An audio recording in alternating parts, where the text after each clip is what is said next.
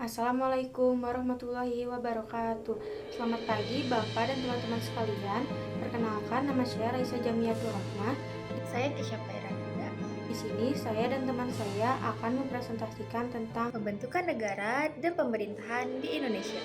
Deskripsi negara, sebuah organisasi kekuasaan yang berdaulat yang memiliki tata pemerintahan dan kekuasaan tertinggi untuk mengatur kehidupan sekelompok orang di suatu wilayah tertentu. Kekuasaan ini sah dan ditaati oleh rakyatnya. Oleh karena itu, saya berpendapat bahwa negara adalah organisasi tertinggi yang dimiliki kekuasaan sah untuk mengatur kehidupan rakyat di wilayah tertentu. Kekuasaan negara wajib ditaati, karena tanpa adanya aturan dan pemerintahan yang berdaulat, masyarakat akan hidup tanpa kepastian, sehingga bisa menimbulkan kekacauan. Dengan adanya negara, kehidupan rakyat bisa lebih tertib, aman, dan adil. teman-teman. Di sini saya akan menjelaskan pengertian negara menurut beberapa para ahli. Pertama, menurut Miriam Budiarjo, negara adalah organisasi dalam suatu wilayah yang memiliki kekuasaan sah untuk mengatur tujuan kehidupan bersama. Dan yang kedua, menurut Max Weber, negara adalah masyarakat yang punya monopoli dalam penggunaan kekerasan fisik secara sah di wilayahnya. Dan yang ketiga, menurut Harold J. Lasky, negara merupakan masyarakat yang terintegrasi dengan wewenang sah yang lebih tinggi daripada individu atau kelompok. Nah, dari pendapat para ahli tersebut, bisa kita simpulkan bahwa negara adalah entitas politik yang mengatur masyarakat dalam wilayah tertentu, dengan pemerintahan berdaulat untuk menciptakan ketertiban, keamanan, dan kesejahteraan bagi rakyatnya. Selanjutnya, ada identifikasi unsur-unsur pembentukan negara. Suatu organisasi dapat dikatakan sebagai sebuah negara jika memiliki unsur-unsur berikut. Yang pertama, rakyat atau penduduk, kelompok manusia yang secara bersama-sama mendiami dan tinggal di suatu wilayah. Mereka adalah subjek sekaligus objek dari kekuasaan negara. Yang kedua, wilayah area teritorial yang jelas pasti mencakup dataran, perairan, udara. Wilayah ini adalah tempat di mana kekuasaan negara dijalankan. Yang ketiga, Undang-Undang Dasar mengatur kehidupan bernegara dan pemerintahan. Yang keempat, pemerintahan yang berdaulat, organisasi yang memiliki kekuasaan tertinggi untuk mengatur, mengurus, dan menertibkan kehidupan rakyatnya. Kedaulatan ini bersifat dalam kekuasaan tertinggi di negara internal dan keluar kebebasan dari campur negara lain. Yang kelima, pengakuan dari negara lain. Ini adalah unsur tambahan yang penting. Pengakuan dari negara lain, baik secara resmi atau secara hukum nyata, menunjukkan bahwa negara tersebut diakui secara esensialnya di dalam hubungan internasional. Selanjutnya, saya akan menjelaskan tentang klasifikasi negara. Pertama, ada negara kesatuan atau unitaris state. Di negara ini, kekuasaan tertinggi ada di pemerintah pusat. Jadi, semua aturan utama datang dari pusat, sementara pemerintah daerah tinggal melaksanakan. Contohnya Indonesia, Jepang, dan Prancis. Dan yang kedua, ada negara serikat atau federal state.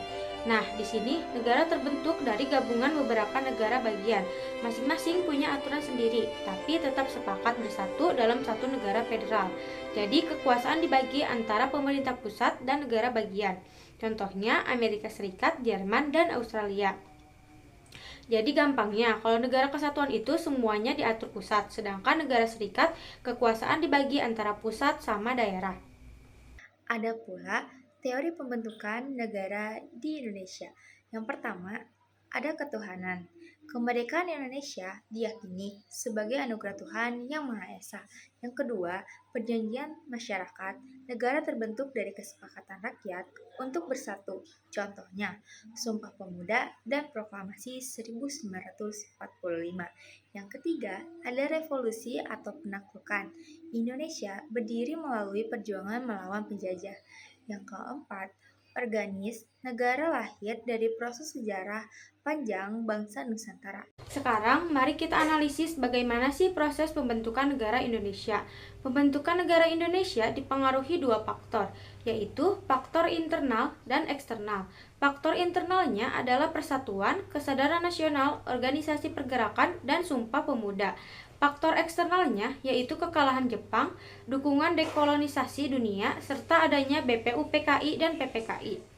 Dari teori negara, Indonesia lahir karena rahmat Tuhan, adanya kesepakatan rakyat lewat proklamasi dan UUD 1945, perjuangan melawan penjajah, serta kesadaran nasional.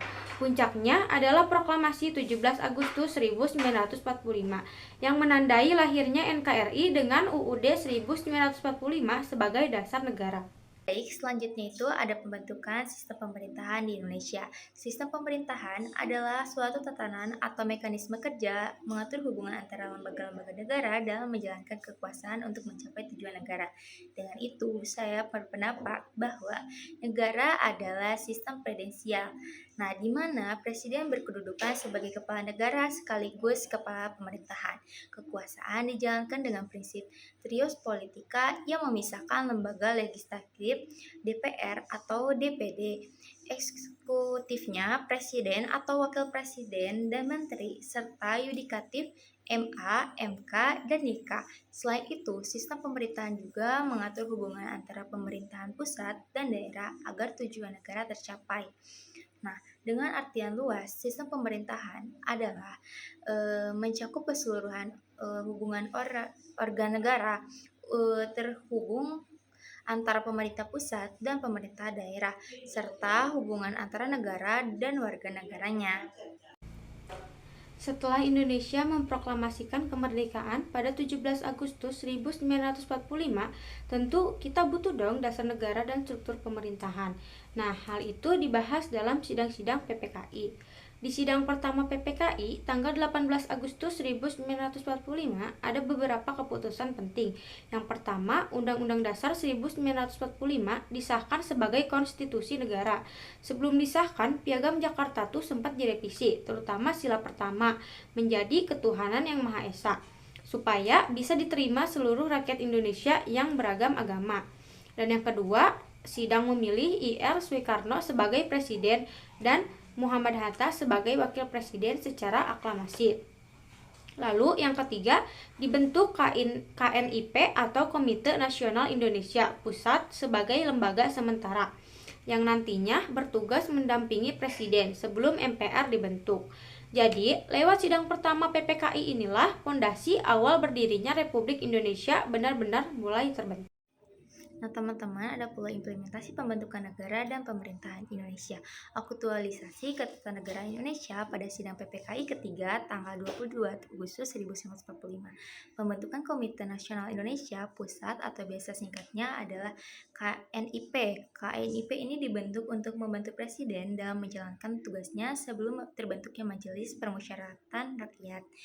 Nah, fungsi KNIP ini bersifat legislatif dan penasihat bagi presiden. KNIP adalah menjadi cikal bakal dari badan legislatif di Indonesia. Pembentukan Partai Nasional atau biasa disingkat dengan PNI.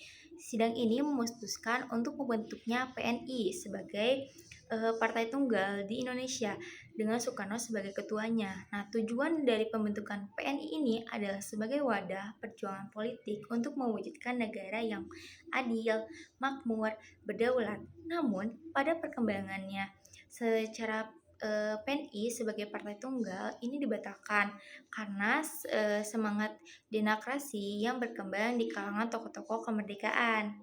Selanjutnya, kita masuk ke implementasi pembentukan negara dan pemerintahan Indonesia, atau bisa disebut juga aktualisasi ketatanegaraan. Yang pertama, pembentukan kementerian. Saat itu dibentuk 12 kementerian yang menjadi perangkat pemerintah untuk membantu presiden menjalankan tugasnya. Dan yang kedua, pembentukan Komite Nasional Daerah atau yang disebut juga dengan KND. Komite ini ada di setiap provinsi. Fungsinya sebagai perpanjangan tangan dari KNIP pusat untuk membantu gubernur dalam mengurus pemerintahan di daerah.